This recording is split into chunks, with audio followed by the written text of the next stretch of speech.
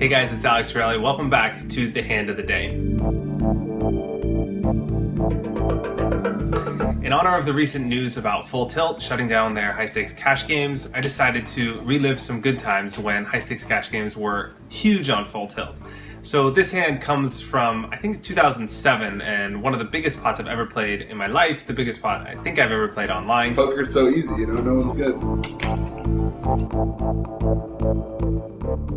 A massive pot from a 200-400 deep stack cash game on Full Tilt. And I was like, okay, well, let's just play poker for a week and we'll make like 15, 20K and then we'll go. So we're playing six-handed, and I'm in the big blind with ace-queen offsuit. It gets opened in second position from Trex, who's an extremely good player, brothers with You're in Danger, so he's been crushing online for years. And the player to his left, Thorladen calls, and Zygmunt calls to his left. One thing to notice immediately, the differences between how the game played then and how it does now is you would see more calling pre-flop, sometimes less 3-betting, and you would see pot size opens, and those were really, really common. So games played a lot deeper stacked because the pots were always bigger, and just the game flow was different. And so that's something that's, a little unique to the game. It's just important to keep in mind throughout the hand. I go ahead and 3-bet in the big line. I make it 7,800. I want to make it a little bigger here because I don't really want it to go call, call, call.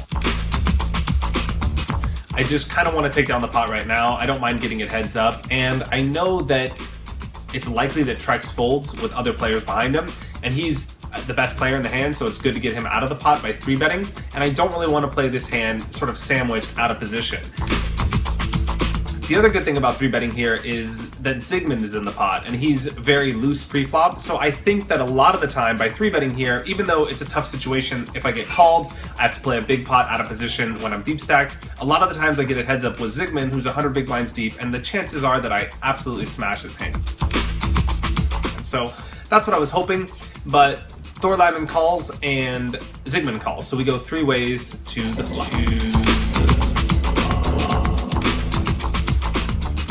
The flop comes 10-7-5 all hearts. It's a great flop for me. I have the ace of hearts, so I'm continuing with this hand no matter what. The question is, how do I put the money in the pot, and what's the best way to continue to get my opponents to fold, or just to get myself the best chance to win with the most amount of equity.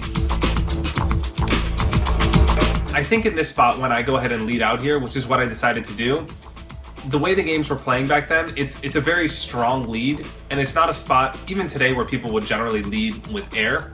So I think by leading, my range looks really, really strong, and it makes my opponents a lot less likely to play back at me. That being said, I do have an absolute monster. I have enough equity to lead against the possible hands that my opponents could have, so in one way, leading is totally fine here because I'm committing myself to the pot with a hand that's strong enough to do so.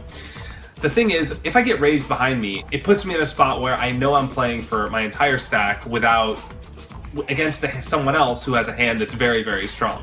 Because my hand looks really strong when I lead here, I'm never really going to get raised on a bluff, and I'm never going to get raised by someone that doesn't have something that smashes this flop. Since I have the ace of hearts, and especially at this time in poker, people didn't really call with offsuit hands pre-flop. I don't really expect anyone to be calling me with king queen or queen jack offsuit. It's unlikely that they're going to put it in with a lower flush draw. So chances are when I get all the money in here on the flop, if I bet, they have something like a set, 2 pairs really unlikely on this board, or a flush, or maybe pocket jacks or pocket queens that we're still playing pre-flop. So even against that range, I still have enough equity to get it all in if I bet here. Even if they were to shove, my hand is good enough to call. I'm going to get 2-1 pretty much if they were just to shove after my bet. So betting here is totally fine, but what I think would be even a little more creative and give my opponents a chance to put money in the pot when they actually have nothing would be to check.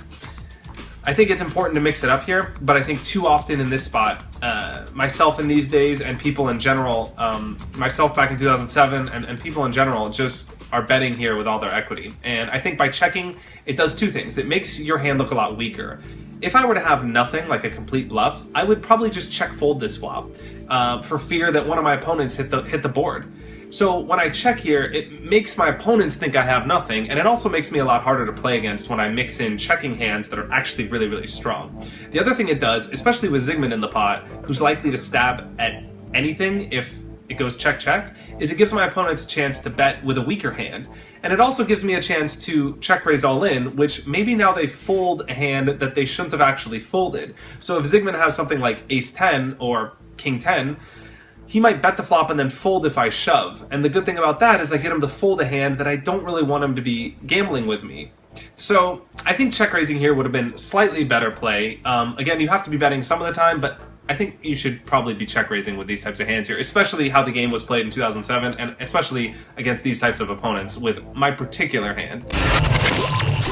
That being said, I did go ahead and bet, and Thorlan made it 40,000, which is probably the worst thing for me. Zygmunt folds, which is probably the worst situation for me, because now I'm forced to get it in with the other big stack, who, again, likely has pretty much his range is really sets and flushes, maybe 2 jacks or 2 queens or something like that we're slow playing pre-flop, but there's not that many hands he has that didn't smash this flop, and there's not that many mediocre hands. I think that it's unlikely he's going all in here with committing himself to the pot with something like ace-10. But that's really the only bad hand that he could have, and even that hand I don't actually dominate or anything. So I'm not loving it, but I only need 35% equity to justify going forward with the hand, and even against sets and flushes I have about that equity. So I really can't bet fold here, even though this is the worst possible situation for me, and I just have to put it in and hope for the best, and that's what I did. And I did go on to win one of the biggest pots of my life, because the turn came a queen of hearts. He was drawing dead right there and shipped me a big pot. So sometimes it pays to be lucky.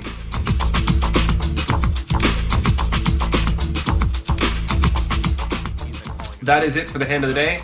I hope you enjoyed it. If you have hands you would like to send me and you'd like me to review your own hands, please shoot me an email by going over to my blog, alectorelli.com, enter your name and email in the header, and respond to that welcome email, and I will select the best hands and put them right here on my YouTube channel. That's it. Thanks for watching. Subscribe to my channel. See you next time. Cheers. Check here again in the big blind. I want to stop for a moment and talk about that. I think that's a fine play to do, and I think leading out here looks really strong, because you're leading into 6 other players, and because